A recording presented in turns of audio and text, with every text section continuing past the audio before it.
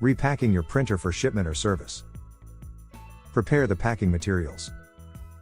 Open the printer. Place a label over the platen and close the printer.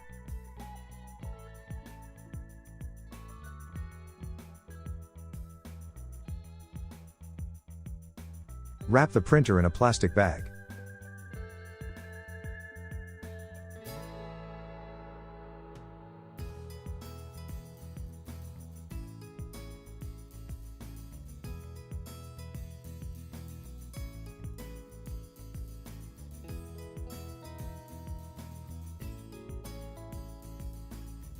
Place the package spacer in the box.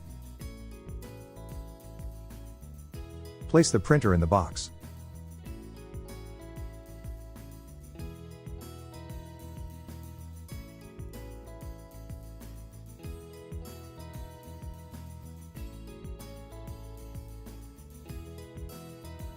Place the packing tray on top of the printer.